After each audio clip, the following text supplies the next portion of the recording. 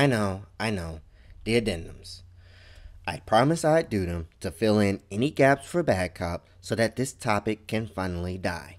The controversy of the past 3 years won't stop with this video, but at least everyone can be informed about all of the goings-on regarding feminist frequency, Johnathon McIntosh, and the gossip gaming press that supports their BS. So let's start with me. Who am I? Why the heck did I edit these videos? Am I a nerd gamer who hates feminists or some other crazy garbage? Look, I'm just a guy that was going to do a video when things stopped making sense. That was about right when the first video came out. A year after the video went up in the first place. In seeing so many videos about this woman, I'm pretty sure I see her as a quote-unquote complete human being, and I quite frankly didn't like what I saw. I decided to help out Bad Cop, mainly to share data, finish up this project which I had already begun, and essentially move on as soon as I was done with it and the materials. For the record, I plan to keep to similar academic standards that Bad Cop used, minimizing the ad homs here and keeping to what I can present and expand upon based on my observations and the videos I've seen on this topic along with my own research. A personal thank you goes out to Bad Cop for trusting me to do a heavy topic like this my own way and presenting the argument on this channel for your pleasure. And to the people that spoke up with rational voices, that kept your head and showed the many problems with Anita's arguments, I commend you for keeping your sanity. Now this is going to be a review of everything that's been going on, as well as the entire mess that we know as this sexism topic in video games. You're tired of it. I'm tired of it. I know. But there's some final things to expand upon here that have to be made present so that people are informed before they tackle this crap again. So we have 6 topics to get into, all of the extra things that Bad Cop didn't get into. Let's just start with the beginning. Number 1, Anita. The girl said she wasn't a fan of video games. It's a soundtrack of one song, except I'm doing video games. So it's not exactly a fandom. I'm not a fan of video games. I actually had to learn a lot about video games in the process of making this. It is very rare to take 2 very misogynist, sexist things and make them a positive. It's very few instances when that will happen. And I feel like this is one of those instances where I successfully did that. Her fans still believe her, and I could care less. You still have the continuous contradictions in the videos themselves, from Zelda's hero status in Ocarina of Time to Braid where the damsel is saved by a man who isn't the protagonist. Let's be clear, she doesn't play video games and lied about it. Fine, great, fantastic. That doesn't excuse what she said on the topic, which has been inaccurate and intellectually dishonest. There's nothing backing up her argument save for her belief that games are causing misogyny. No reports, no sources, just a similar belief that games cause misogyny, just like Jack Thompson thought that games caused violence.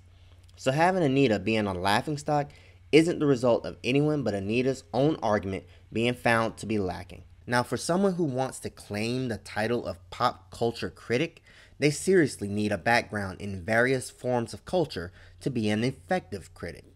Anita's main line of work falls into the Joss Whedon territory by her thesis presentation.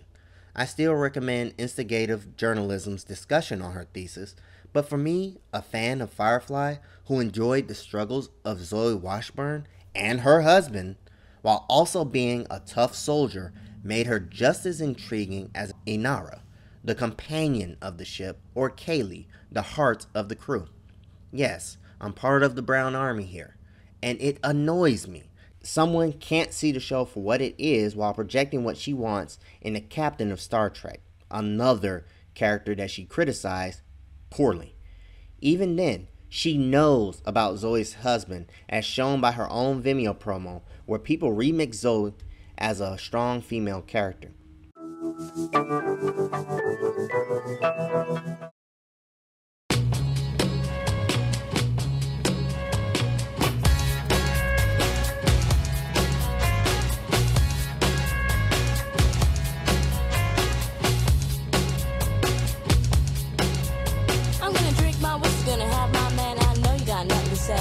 I'm gonna have my man, I'm gonna steal their hearts and save for another day.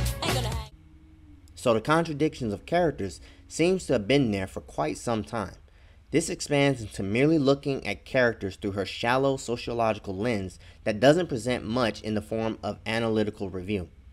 As can be shown by her entire work history, she doesn't have a strong analysis, and she hides her bad arguments by disabling comments and ratings so that critical people can't call out, quote unquote, her critique. So she can make these generalizations about pop culture history that no one else believes, and no one is able to question her because her opinion is more valid than others. Interesting, but not really accurate. Now let's remember, Roger Ebert also criticized games, and a lot of people trolled him. Even if you didn't agree with him, he took the arguments and explained his reasoning without blocking out conversations. So to claim that Anita is a pop culture critic when her main source of how to deal with controversy should be Mr. Ebert should tell you that most people have an idea of how critics should understand the medium they're criticizing. If she wants to be a more effective feminist, acknowledging and accepting the criticisms of other feminists and women should be her first step. She doesn't have to talk to every critic. Maybe she should talk to Daniel D., who long ago criticized her Bayonetta video, or even Elsa on her Destructoid blog. Should not be asking what's the relevance of Anita and her brand of feminism. Let me be clear here. I have nothing against most forms of feminism. Anita's happens to be a form that is anti-sex worker. For example, her subject-object dichotomy comes from object.uk and their belief that sexism is everywhere than she would actually let on. Quote, "It's not sex we have a problem with. It is the sexual objectification of women and girls that which saturates our popular culture and reduces women to sex objects. It's not sex that's everywhere. It is images that originate from pornography. Sex and pornography are very different. Although the mission of lads mags, which are English porn mags or what have you, that are sold mainly to the male demographic, and the like, is to persuade us otherwise." Does this sound familiar? There's a difference in what sex is and actual sexism. And looking at the sources, we get 4 descriptions of what sexualization is. Number 1, a person's value comes only from his or her sexual appeal or behavior, to the exclusion of other characteristics. Number 2, a person is held to a standard that equates physical attractiveness, narrowly defined, with being sexy. Number 3, a person is sexually objectified, that is, made into a thing for others' sexual use, rather than seen as a person with the capacity for independent action and decision making. And or, number 4, sexuality is inappropriately imposed upon a person. And all that qualifies is just one of these criteria as per the American Psychological Association. If you can confuse sex with sexism, you need to seriously rethink what you're doing. Your gender should not be the basis of asking for different treatment. And looking at these definitions, you can see why Anita had such a problem with Bayonetta, Glee and GQ, ignoring Inara in Firefly, and being opposed to Lara Croft as nothing more than a man with boobs. One of the issues that I found in video games is that when there are women present, they're overly sexualized and they act just like the men, right? Like Tomb Raider is a great example of that, where, you know, they're very busty and they're just shooting up and being just as violent. There's not any other forms of conflict resolution in most of these games. As her boyfriend so delicately put it, that she was through his photo. Don't get me started on sex workers with Anita's slut shaming. Supporting Gail Dines, who spreads a ton of lies about sex workers, is a pretty poor move, but who am I to judge a woman that has lied to people for money on multiple occasions? Moving on. Anita has a very bad habit of ignoring the plight of women in the gaming industry. For this, I have to ask you, in 2010, Anita was interested in TV and other media while also campaigning for private donations. In 2012, there was her Kickstarter. In 2011, something happened that enticed Anita to go into the gaming industry. What was that? Now, this is mainly circumstantial, but it's just something that I find pretty interesting, even though no one has talked about it. In 2011, extra credits needed help. Allison Theus had a separated shoulder and Escapists couldn't fund the surgery out of pocket. They asked the fans for help. Lo and behold, the community came together for Allison and raised $103,000. But that money caused a dispute between Escapist and Extra Credits over the copyright of the shows. Sadly, any discussion of that story is no longer on Escapist. Escapist moved on to Penny Arcade until January, when they moved to YouTube as their new home.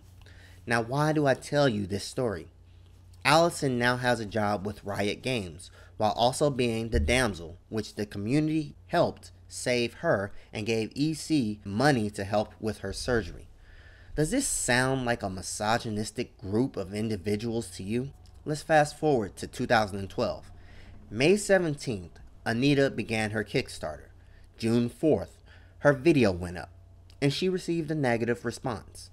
Let's ignore that she was on YouTube for 4 years prior, had received a lot of negative feedback while blocking and ignoring criticisms, had closed down her YouTube comments for her Hunger Games videos, shepherding all comments to her Kickstarter, spammed 4chan since May 17th by people in her camp with a picture of her that was pretty personal, apologized to people for preemptive trolling, deleted positive comments, and decided to selectively edit the comments because of their strategic value. That's a lot of things to ignore. So the end result was Anita making $158,000, while Allison's shoulder received $103,000. And a year later, who supported Anita over Allison? The entire gaming press, who basically fed the story that Anita was a real damsel in distress for having a few mean things said to her, which was manipulated to her benefit. That is the very essence of the problem that I have with Anita Sarkeesian.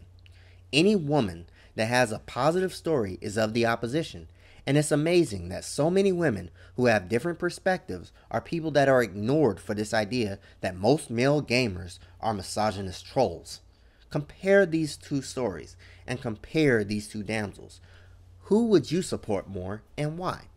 Now again, I'm indifferent to most of the arguments against feminism one way or another. But this is a person that has knowingly lied about her background, sacrificed her integrity for money, and does not acknowledge criticism unless it's whitewashed. And while that's going on, she also has to deal with the fact that her talk in Humbar College dealt with 4chan trolls. How do I deal with trolls? It's an ongoing process. And the more popular I get, the more I get. Like 4chan has found me, and they're atrocious. And they purposely come, like they subscribe to my videos so that they know when one comes out so that they can attack me.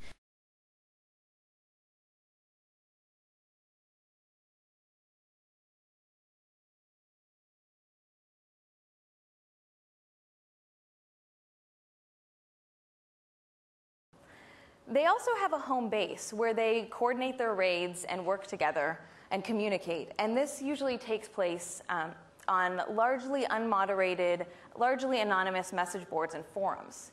And these are places with no real mechanisms for accountability. And I get like the most horrendous comments you can imagine. Everything from like, you know, you're hot, you're ugly, I want to do these explicit things to your body, to like actual threats of sexual violence and threats of death even. So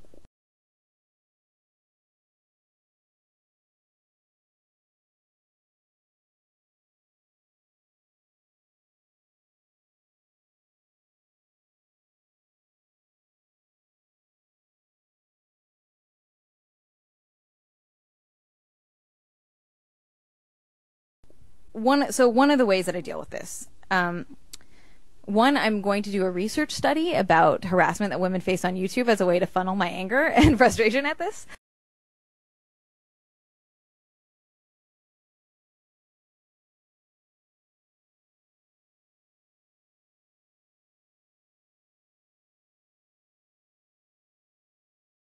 But on a day-to-day basis, I moderate all of my comments. So when you comment on any of my worlds online, I have to read it before it gets approved. So I don't approve any of those, so that the people coming to my page don't have to deal with it.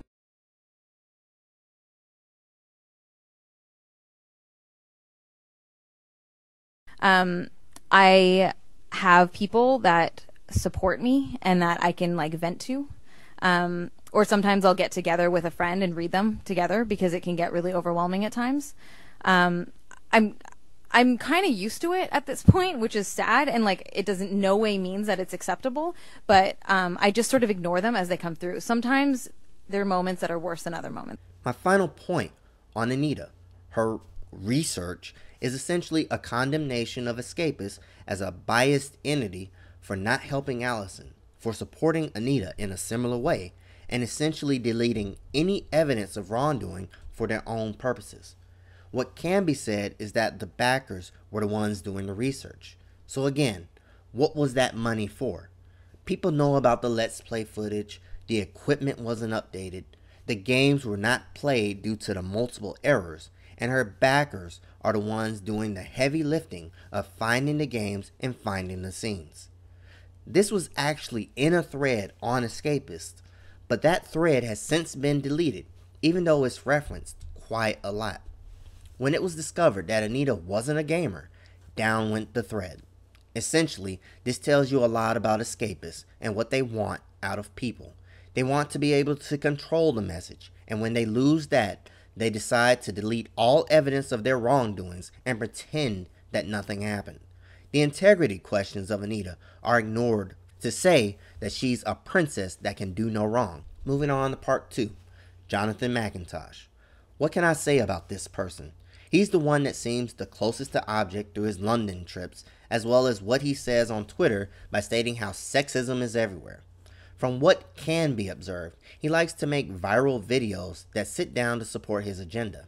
Remix video is about remixing the stories that make up our world. We live off of stories. We understand the world based on stories, based on narratives. We understand our place in it and the connections between things based on stories. You know, people more and more are taking those stories and saying, this is a story that was given to me, you know, on the TV or in the movies or on the radio, and it's not quite what I want. It doesn't work for me. So I'm going to change that story a little bit. I'm going to add something to it. I'm going to take something away from it. I'm going to create a new narrative based on what I'm missing in the world. And I actually think that kind of thing has mass appeal. I mean, people who know the original source then are really interested in this alternative version of that source. This is essentially a man that wants to change the world through his videos by somehow inspiring others to affect change. It's rather ironic, given that Anita has said how she doesn't like men inspiring others. The Manic Pixie Dream Girl is really a muse, who exists to be the inspiration for the troubled, tortured man. In fact, we should talk about this whole idea of a muse, which is the foundation for this trope.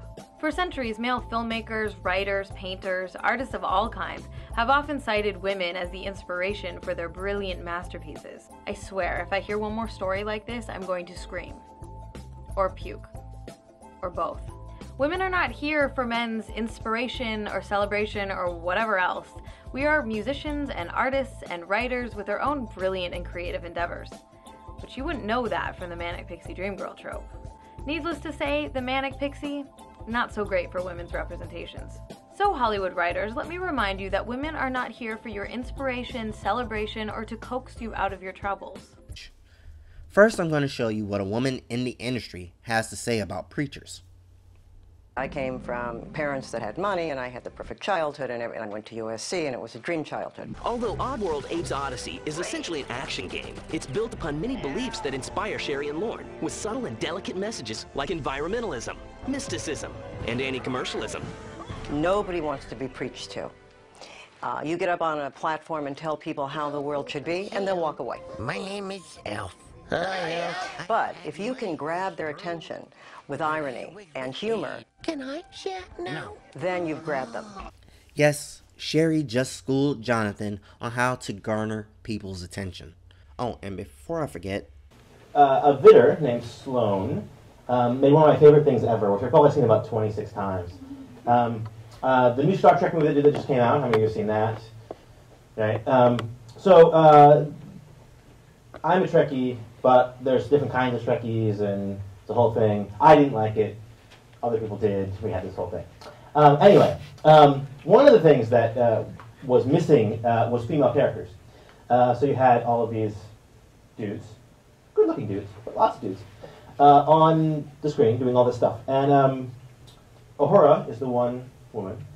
She translates something off screen and kind of like tells people about it, and that's her role.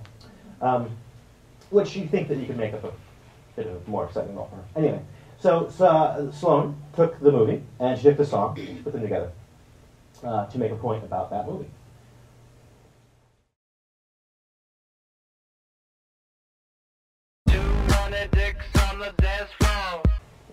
I love that video. One of the things that I think was so great about it is that it's a downloaded cam version of the video. So they downloaded the video while it was still in theaters, and then made this commentary about it, which is one of the reasons why I love things like BitTorrent and cam recordings of movies, because then you can remix them and you can talk about them as they're still in the pop culture. You don't have to wait for them to come out on DVD in order to make your visual and audio commentary. I'm so sick of porn with my file sharing. What the hell, BitTorrent tracker sites? We have Jonathan and Anita showing that they will pirate for their own purposes. Oh, good. My slow clap processor made it into this thing. So we have that. Let's remember that they asked for $6,000 initially to create material for their project. Gee, I wonder how long it takes to download the software you need when you know the Pirate Bay exists. Good, that's still working. I guess that explains why the money didn't go to software or equipment upgrades, and instead went to Anita's research project about 4chan and a quote-unquote manosphere. Now I want to show you the dangers of ideology in two ways. First, this idea of games causing cultural impact. We've heard it before. Remember Jack Thompson? He was another moral guardian, but he wasn't the only one in entertainment. Other moral guardians include Joseph Lieberman, who railed against Night Trap, having never played the game, and Mortal Kombat. Hillary Clinton in her campaign against video game violence, or Frederick Wortham, who railed against comic books with his own book, Seduction of the Innocent. For the sake of this video, I won't get into these moral guardians individually, but I strongly suggest looking into these people to understand the entire debate about entertainment corrupting the lives of people. You'll find a litany of quotes from these people that are fairly similar, such as Johnathon McIntosh having similar ideas to Frederick Wortham. To show the dangers of ideology is to compare Jonathan to someone that is in the same field as he is. Unfortunately, the person that I have as a comparison is deceased, but was a quote-unquote pop culture hacker, just as much as Jonathan was. His work was every bit as devastating to the lives of people he critiqued, with real-life consequences. People lost their jobs and livelihood for the sake of political points. The main thing to understand was that facts did not matter. What mattered most was the message. To that end, both people have a lot in common. I give to you Andrew Breitbart, a pop culture hacker, conservative, and the devastation wrought by his actions. This morning I found out that Andrew Breitbart had passed away, and I had many thoughts on it. First was, I felt terrible, and I'll tell you why. First of all, I know that he's got a wife and 4 kids. I've got a young son of my own, and the idea of anybody losing their dad, it makes me sick. And he was young, he was 43 years old, and he was just in here in the studio a couple of weeks ago, and I shook his hand several times. We had a debate, we had a conversation, and obviously I don't agree with him, and I'm going to tell you some of the parts that I don't agree with in a second. But he was a human being, and to lose a human being, now, that doesn't mean that when someone passes away, you whitewash everything they ever did and then say lovely things about them. I don't believe in that, and you know who else didn't believe in that? Andrew Breitbart. Now, I know that because when Senator Ted Kennedy passed away, honestly, Breitbart had some vicious things to say about him. He called him literally a prick. He said he was a duplicitous bastard, and he sent these tweets as well. He said, "I'll shut my mouth for Carter. That's just politics. Kennedy was a special pile of human excrement." Now, you have to understand something. We're not Andrew Breitbart, and we don't play those kind of games. I'm not going to say anything like that about Andrew Breitbart, but obviously he thought, you know what, whether you're alive or you're dead, you're fair game. And my guess is Breitbart certainly would want everybody to be talking about him for better or for worse. And if I said the things I'm about to say, my guess is he would have retweeted it. But I don't know. He's not with us anymore, okay? Now, what was Andrew Breitbart about? Now that he's passed, you know, as we do on the show all the time, assessments of people who have passed. Well, if you consider politics a game, then Andrew was a very colorful, interesting character in that game. And, you know, and if it's just a battle of wits, well, you know, he certainly had a lot of wits to him, and he certainly knew how to grab attention, and he knew how to play the game well in a lot of ways. And boy, was he great at manipulating the media to get attention for his causes, etc. And now one of his top causes happened to be Andrew Breitbart. And my central problem with Breitbart, having interviewed him at length, might have been the longest TV interview he's ever had, is that he thought it was a game. In fact, when I asked him, hey, you know, you went over recently and shouted at Occupy protesters that, you know, that they were rapists, basically, saying that they had done this rape. And he said, you know, the famous behave yourself yelling that he did at them. Well, he confessed on our air that it was a stunt. Watch. Because the mainstream media will not report on the rapes because it's trying to protect it. I have quotes for you. This is a stunt in order to go over the mainstream media. Let me see if I can show you all of these. Wait, this is a stunt in order to go over the mainstream media to get people talking about the rapes. So he admits there that he did this stunt where he yelled at those Occupy people and basically called them rapists because he wanted to make a political point. Now, again, if you think politics is a game, then when Andrew was an interesting player in that game. But ultimately, that's where the heart of our disagreement is. I don't think it is a game. I think it's really, really serious and affects a lot of people's lives. Now, you don't have to be serious about it 24/7, and we're certainly not, but at least you have to take it seriously in terms of who it affects, how it affects them. And I don't think he ever did. I thought he looked at it as, look, we're just having fun here and we're playing a game and I'm trying to grab attention and I'll do it by any means necessary, and it was wrong. Now, he wasn't always wrong. He went after Anthony Weiner for those pictures on Twitter, and he was right about that. He got Anthony Weiner, and boy, a politician is definitely fair game. He's a politician in the opposing party, nothing wrong with that, okay? But he also went after Shirley Sherrod, and he put together edited tapes that were taken out of context. It was a smear job, and she lost her job. Now that affected someone, and you might say, look, she's a government official, and hey, it's the responsibility of the Obama administration not to fire her based on some Andrew Breitbart tapes. On that, I would certainly agree with you. But did he smear her? Absolutely. But to me, the larger issue is actually Acorn. Now, why is that? A lot of people talk about Acorn as if there's some sort of boogeyman. That's partly because was Andrew Breitbart doing a hatchet job on them and making them seem like there was some sort of boogeyman doing something terrible. Okay, let me tell you what Acorn actually is. Acorn had 400,000 member families across the country. That's a lot of people. They had 1,200 neighborhood chapters, and they were spread out over 75 cities across the country. So there was a ton of people who worked for Acorn. It wasn't just one person like Shirley Sherrod, and it wasn't just the people that worked for Acorn. Much more importantly, it was the people that they served. So what did Acorn do? Well, Acorn did voter registration, which of course, you know, Breitbart and the people playing that side of the game hated. Oh, well, we don't want to lose. We don't want the Democrats to win. And if they are registering people who happen to be poor or middle class, well, they might vote Democratic. Ha ha, we're going to go get them. But they also did advocacy about foreclosure prevention. They did fair wage laws, affordable housing, first-time ownership, predatory lending reform, and mortgage protection. Now, think about that. So if people were in a tight spot and they didn't know what to do about their homes, they were getting foreclosed on, and oftentimes when they shouldn't have been foreclosed on. They didn't have anywhere to go. They would go to Acorn, because Acorn was one of the few community groups that was there to help those people who don't have lawyers, who don't have the resources. And you go down the list. You know, they're getting screwed at work. So their boss is not paying them what they should according to the law. Where do they turn? They don't have fancy lawyers. They turn to Acorn.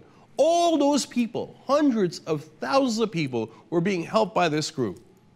And what happened? Because Breitbart was playing a game, they got shut down. Now, a lot of people might say, oh, no, Acorn deserved to get shut down. That's because you don't know the facts. And there was at least 4 different investigations into the tapes of Acorn. Massachusetts Attorney General did it. Brooklyn District Attorney Charles Hines looked into it. California Attorney General Jerry Brown did at the time. And the nonpartisan Congressional Research Service. Every single one of them concluded that the tapes were highly doctored and that there was no real substantive charge against the organization itself.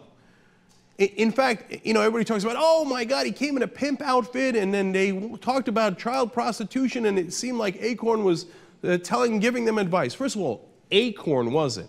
If anyone was, it was only a couple of low-level employees on only the tapes where it worked, we think, and I'll get back to whether it actually worked in a second.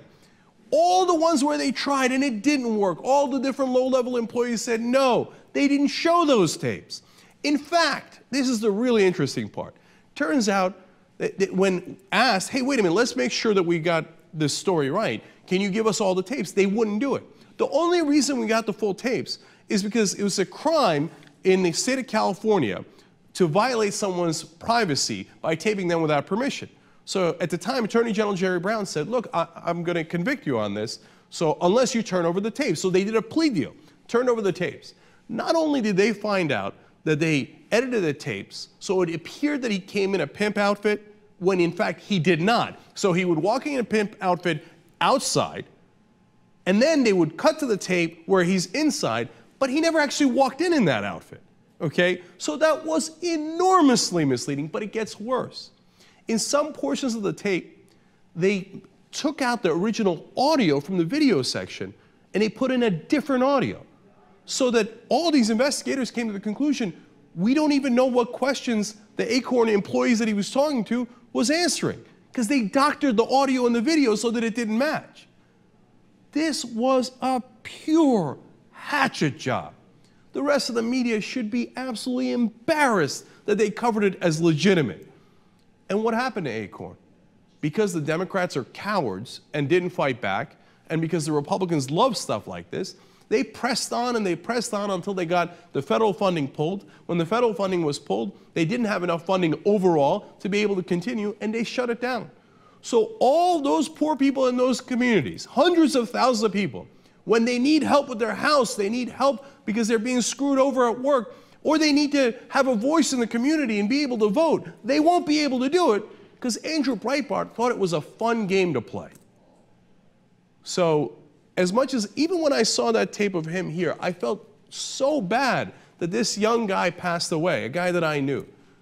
On the other hand, you've got to be honest about his record. We can't have people going on TV right now talking about what a hero he was, when in reality, the games that he played hurt the lives of real Americans across this country. And in totality of what he did, I think it was a net negative by a long shot. And not because I disagree with him, but because of the honestly deceitful tactics that he used to hurt a lot of people that he didn't seem to care too much about.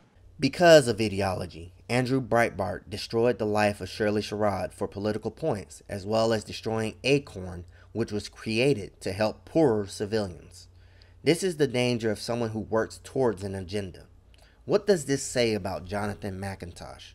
And yet, here in the gaming community, we have a person that is willing to create videos that are factually inaccurate and worth very little in an academic setting. I must say, these videos really don't have an impact on people unless you're willing to show them some better games or better books. The social justice lens used isn't better than actually understanding and utilizing literary criticism and understanding that not everyone agrees with your perspective. You're entitled to your own opinion. Just stop trying to use your own facts. Number 3, the gaming press. I'm mainly going to point out Moviebob, but this somewhat covers other journalists who had great material before jumping onto this controversial bandwagon. However, Moviebob is by far the worst of this lot. The reason being, his support of Anita is the most hypocritical position one could take. Yes, I can prove the claim by Moviebob's own words. Moviebob's words were the ones that launched 1,000 videos by claiming that Anita's works were well researched and academic. However, This is the same Moviebob that claimed that Samus Aran in Other M wasn't sexist, even though most gamers actually believed it was a very poorly executed game, which would have proven Anita's points if she actually played the game. But I digress. For a while, I thought that Bob would stop with the sophistry, but it seems he wants to run with this idea for as long as possible. Let's be clear. Bob has a rebuttal of Anita's works, which he'd done in 2008.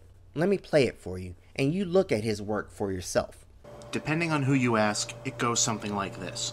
Once upon a time, two naked hippies got bad advice about produce from a snake, which pissed off their invisible friend God, who then threw them out of paradise as punishment.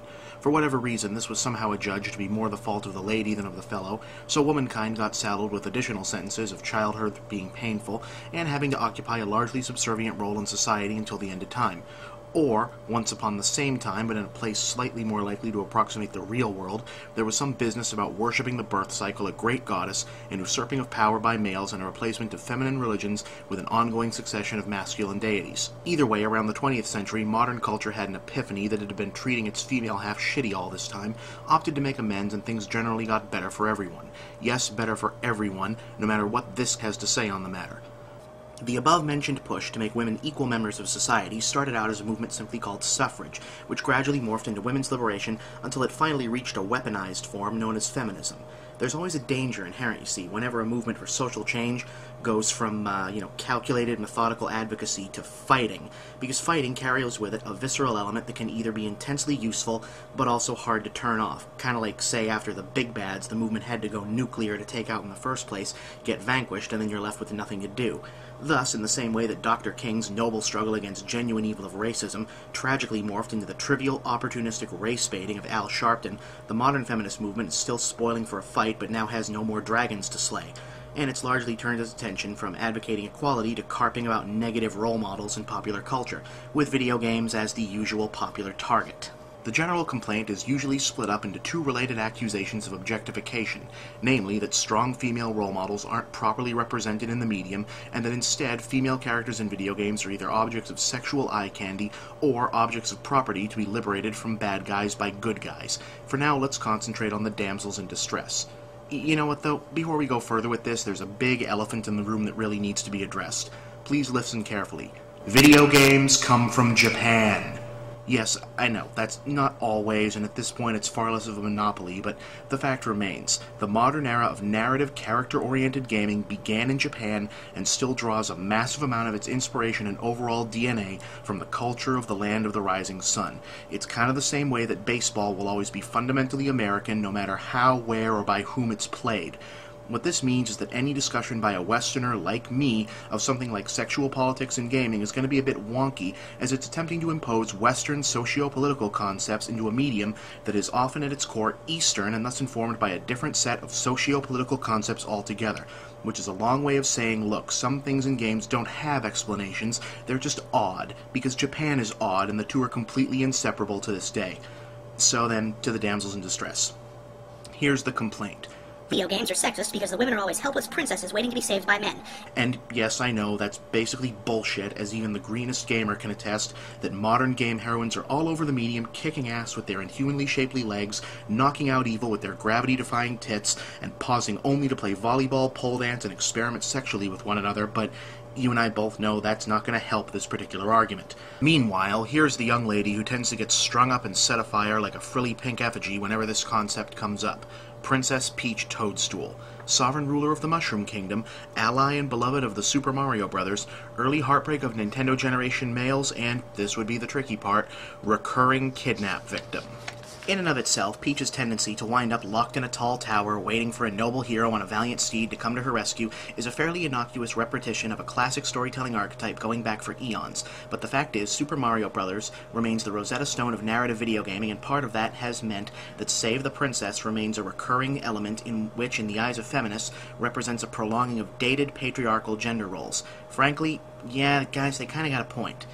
Yeah, the broader goal of my spiel will be to refute that point, but I'd be being intellectually dishonest if I didn't acknowledge that the critique of gaming too often treating women as little more than property to be fought over has at least some of its basis in truth, and if you don't want to acknowledge that, perhaps you need to see the opening scene of Double Dragon again.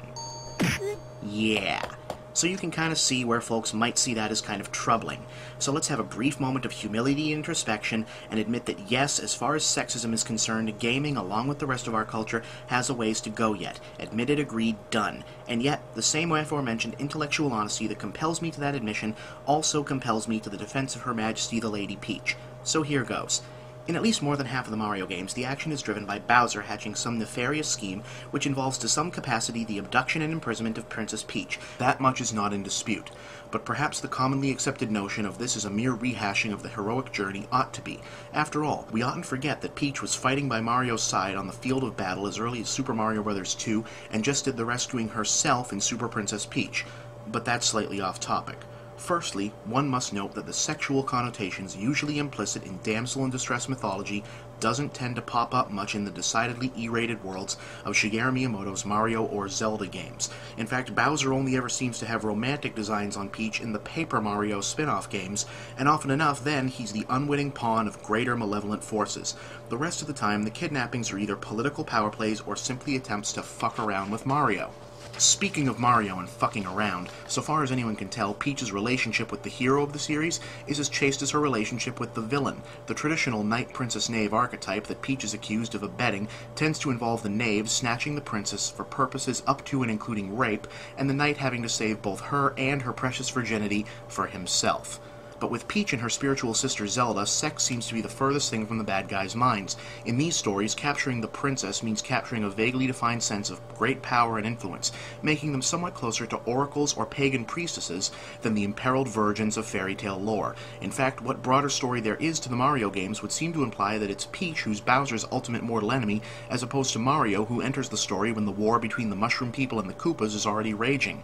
And while we're on the subject of Bowser, let's take a look at this guy. He's a monster turtle, and naming his species the Koopas is a clear allusion to the ubiquitous Japanese folklore creatures known as kappas. However, traditional legends of kappas have them living as water demons, while Bowser usually tends to dwell in subterranean lands surrounded by blazing fire and bubbling lava. He also has horns, which normal kappas don't. Given these horns and the predilection towards fire, it seems fair to postulate that even though Bowser sits somewhere comfortably between Starscream and Cobra Commander in the pantheon of chronically unsuccessful bad guys, he is at least in the broad strokes a fundamentally satanic figure. And if he's the devil, what does that imply about Peach?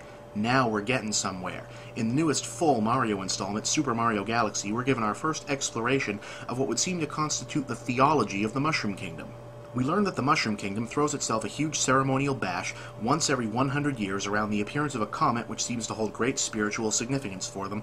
This century's Comet Festival gets interrupted by Bowser, who shows up with his airship fleet last seen in Super Mario Bros. 3 and absconds with not just the princess but her entire castle into deep space. Mario, being Mario, follows, and after losing the first part of the fight to Kamek, Mario wakes up on the comet of all places, and things get very interesting.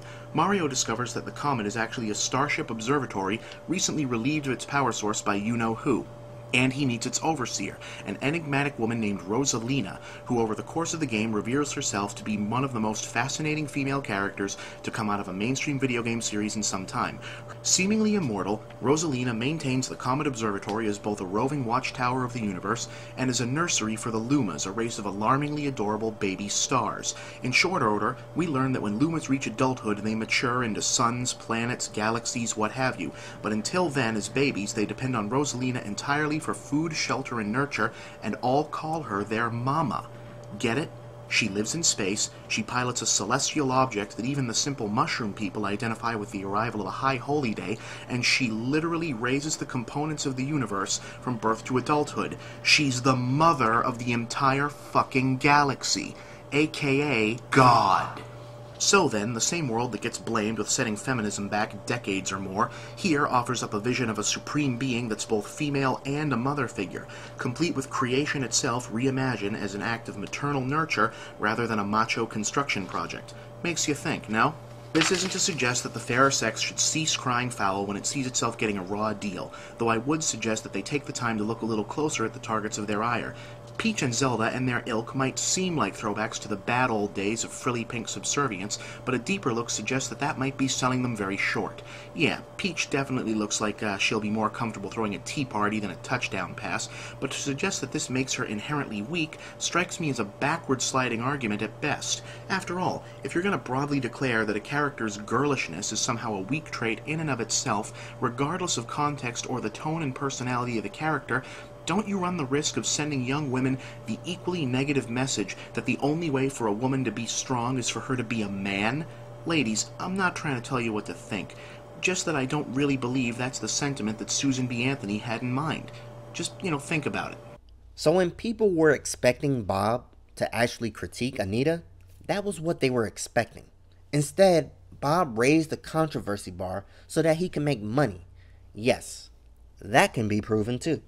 And to go back a moment to what people were saying about the comments, you have to develop like a dimmer switch for sociopathy, if that makes any sense.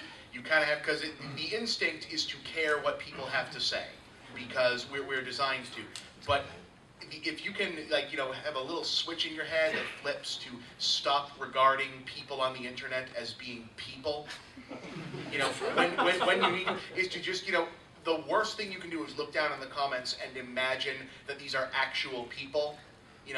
Just think of these as, little robotic trolls that swarm around and do nothing but seek to make your life miserable, because that's really what they are. Even if they have identities outside of it, all they do is they're miserable little people, and they exist to make other people miserable. To hell with them. All they're doing is giving you page views. So, don't feed the trolls, but let the trolls feed you. Good, that's still working. So let's recap here. Bob did 2 videos on Samus, marking the time he decided to become a sophist. Number 40 and number 58. He has a rebuttal to Anita, and from the looks, he wants to tell people not to feed the trolls, but have the trolls feed you. Do I really need to say anything else? And now, Bob is trying to paint Anita as the most quote-unquote dangerous woman to gaming, as if people really want to hurt her.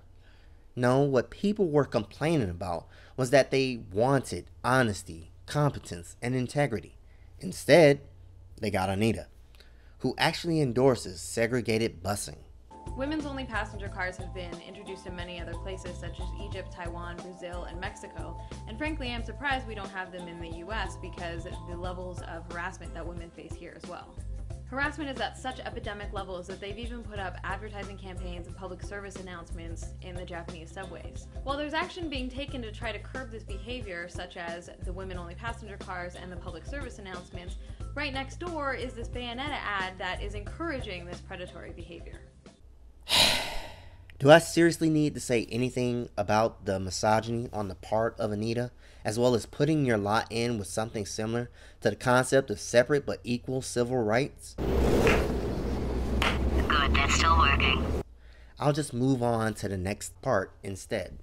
Number 4, fictional examples. Let's be clear, the rescue plot has been around for quite some time. As I talk, One Piece is playing, and I'm sure you've seen the female version of this trope as well as the male. In stories, there needs to be conflict to get a resolution and move the story forward. You have 20 basic plot lines to work with creating a story. Anita knows about Joseph Campbell, but can't be bothered to understand that the stories we tell are ones that are told over and over to teach us more about ourselves. Some writers call it the collective unconscious of storytelling. I use the monomyth theory, which states that all women, all people, are heroes, but everyone needs help sometimes, just like Nami needed help in dealing with her captor Arlong, to which Luffy beat him up so she could be free and showing how strong she is as a navigator. We have male damsels and female damsels. These are people that need rescuing from situations that grow beyond their control. Rescuing men happens just as often, whether it's Ace, Luffy's brother, or Mudokons in Oddworld. We rescue people because it's the right thing to do, not because it's a stereotype. Number 5, real world impact. So, we see the confirmation bias. We've seen the ideology. We've pointed out the problems in the argument. But now we need to get into the connections with the real world, if there are any. The funny thing is, there isn't. But I want to show you the real world trope example for your benefit. How do we, as a society, react to actual women being kidnapped? The funny thing is, between Damsel Part 1 and Damsel Part 2, there was actually an example that gained attention. Something that shows how we react to women that are in distress. So I was surprised when no one talked about it. I want you to meet Charles Ramsey, the hero that saved 3 girls in Ohio who were kidnapped for 10 years, raped, tortured, and forced to be damsels for a long time. 3 women in Ohio that have been rescued. The 3 women are Michelle Knight, who vanished at the age of 20 in 2002, Amanda Berry, who disappeared at the age of 16 in 2003, and Gina De Jesus, who vanished when she was 14. She was on her way home from school. Now, these 3 women have been missing for nearly a decade, and they were discovered by a neighbor who heard one of the women, Amanda Berry, basically screaming for help. She had, she was knocking on the door, and a man by the name of Charles Ramsey heard, and he helped to rescue her. He took her to his home, where she proceeded to call 911 and ask for help, and she was rescued. Now, this is a crazy story because they've been in captivity for nearly a decade. How does that happen? How do people not know? People in Ohio right now are really criticizing the police department because apparently there were 2 instances where police were called to the scene. In one instance, a neighbor had heard a woman crying for help in the backyard. She was allegedly naked and crawling in the backyard. Police were called, but apparently they didn't go inside the house to check what was happening. And there were other instances where neighbors were saying that they heard screaming inside the house, and that was also not investigated. Here's Mario, here's Bowser, here's Zelda, Peach, and we'll throw in Daisy for good measure. Does this look like a video game caused Castro to rape and torture these women? This is Anita's ideology preceding facts. By her logic, Charles Ramsey should have kept on eating his McDonald's and left Amanda Berry, who's a heroine in her own right, to remain in her torture chamber to be abused. The police had failed her. They didn't investigate like they were supposed to until much later, when a private citizen had to save the day thanks to a dead giveaway. Dead giveaway. Dead giveaway. Number 6, alternatives. I don't want to leave you all feeling like you don't have options though. So here's what I'll suggest if you must learn about video games. Anita can't teach you all a damn thing. Not about women, not about pop culture, not about anything.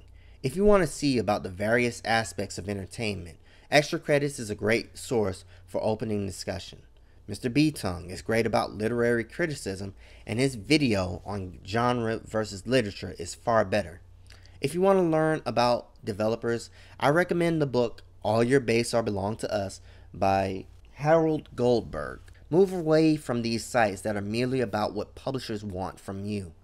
Escapist is just as bad as IGN when trying to get their publisher ads to support themselves. The Gaming Gossip has some bad sites. Rip10 is a great alternative, or Gather Your Party, who does a great job in explaining things with less bias and more objectivity. What has come up, if someone does the research, is that our history of games came from various sources. One of those sources was Nick Arcade, where it was found that girls played different games than boys. Women like exploration games, and there's plenty of girls playing casual games. That's something to keep in mind, that perhaps people like to play different games and genres. If you need a feminist voice, Anita is the last thing you want to listen to. I recommend Kite Tales, who's done great videos on characters in video games. She's not a feminist, but she is a quote-unquote gamer girl, which I don't mean derogatorily. She actually plays games, and I love the fact that Chrono Trigger is one of her favorites because it's one of mine. But for the most part, think for yourself. Anita is selling her ideology, and she's willing to do anything to say that women need to be feminists. Jonathan is the same. And for the record, I don't hate feminists. As stated before, you're entitled to your own opinion. You're just not entitled to your own facts. All I'm asking for is people with competency and integrity. Anita's not it. So with that, I bid you adieu. Maybe, just maybe, in the near future, I can work on a gaming project that ensures there won't be another Sarkeesian type to come into the industry, manipulate people for their own aims, and can present an argument with logic and reasoning instead of the problems laid out. Because if I have to hear about this... One of the ways that I deal with this, One, I'm going to do a research study about harassment that women face on YouTube as a way to funnel my anger and frustration at this. But on a day-to-day basis, I moderate all of my comments. So when you comment on any of my worlds online, I have to read it before it gets approved. So I don't approve any of those, so that the people coming to my page don't have to deal with it. I'd like to share with you a story about how I accidentally became the villain of a massively online game in real life. I've been playing video games since I was about 5 years old. This is a photo of me at age 10 playing Super Mario World on the Super Nintendo. Except I'm doing video games. So it's not exactly a fandom. I'm not a fan of video games. I actually had to learn a lot about video games in the process of making this. I can no longer take this woman seriously. She has no credibility, no integrity, and an opinion worth nothing. I no longer have time for zealots. And if this talk is one for equality, it doesn't start with a couple interested only in their selfish agenda. And Moviebob, I have to congratulate him. Every time he supports Anita, it's pretty much giving people more ammo to prove him wrong. But let me ask you up front, which sounds more like a conspiracy theory? There's a shadowy government and or social movement created and maintained in secret by half of the world's population to keep the other half in vague, not really defined sense of oppression, and its main weapon is popular entertainment. Also, many of their agents don't know they are agents, and yet are all working towards a common goal without ever openly discussing it. Or, one pretty woman and her politically radical boyfriend use sleazy marketing tactics to con a bunch of people out of money out of people and play the victim when called out on it. The choice is yours. Credit to SaberXT for the quote.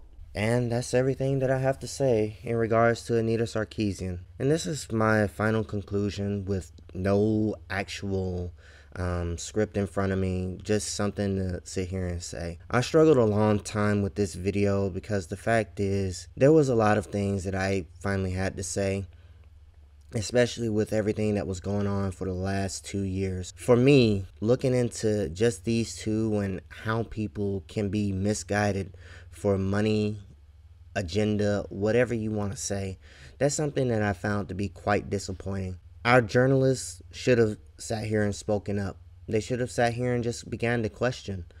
I mean, giving her so many benefits of the doubt to make it so that the gaming industry is actually worse off now than it was 2 years ago. That's something that I couldn't quite feel was the best thing to do. I'll never sit here and agree with Anita because the fact is I came from Japan, and coming from Japan, I know about the Japanese developers. In the 1990s and 1980s, they were all focused on couples. They were focused on women. I mean, developers are still focused on women to this day. And nowadays, you have plenty of different games that people can play. Anita herself has been playing Angry Birds for years. I mean, she didn't have to lie about who she was. That's the thing that I take issue with. That's the part that I take umbrage with. You don't have to lie about who you are. Present yourself, come forward, be honest, be open, be transparent. I mean, it's not like just because people are born with a penis, they automatically hate you. This stuff is getting ridiculous. I wasn't born knowing about the feminist movement or anything like that. I learned about it in the last 2 or 3 years because of Anita Sarkeesian and people just like her. People that sit here and breed hatred and talk about misogyny and all this other crap. I'd rather just play video games. I have a whole bunch of backlogged games in Steam. And if Anita wants to challenge me in a video game, cool. Let's go and play some TF2. Let's go and sit down and talk and discuss the stories that you missed. If you can't do that, what good are you? I'm going to be ignoring Anita from now on.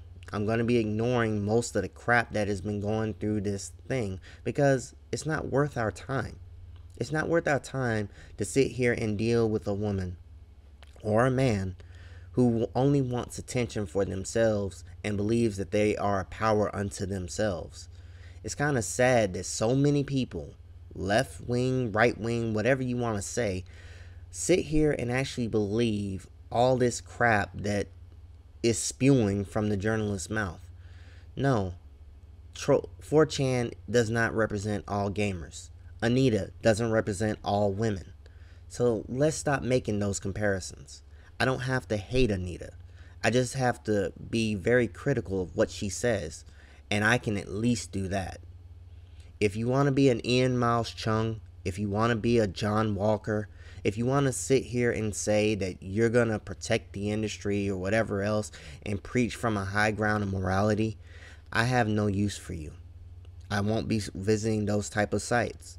And if Escapist decides to start doing that yet again, I'll be ignoring it as well. I mean, there's plenty of places to go. There's plenty of small places that are very objective.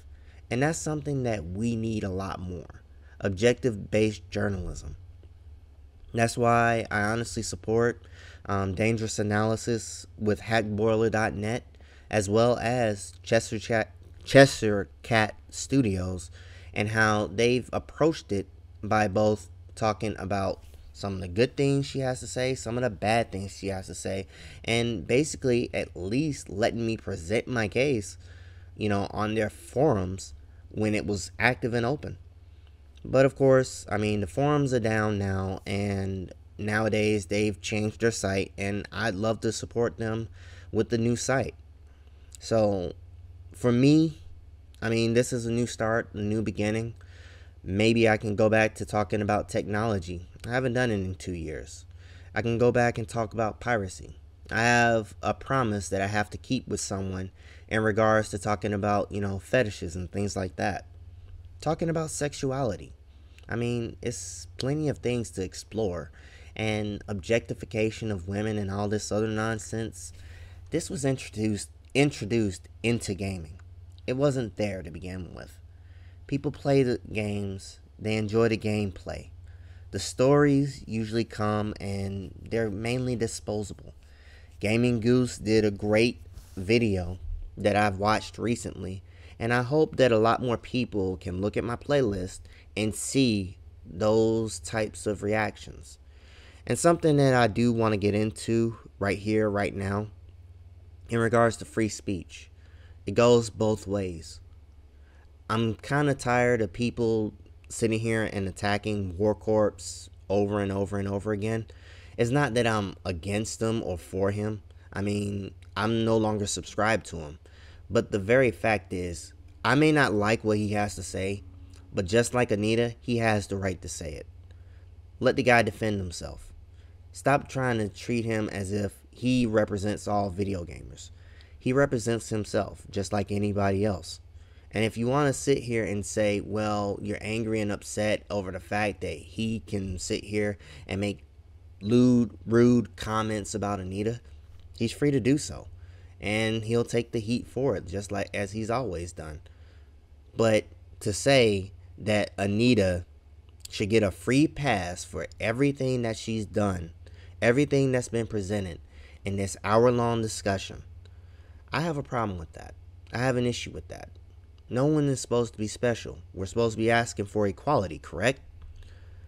I mean, just because I'm out of the country for 7 years doesn't necessarily mean that women should get a free pass for anything that they do.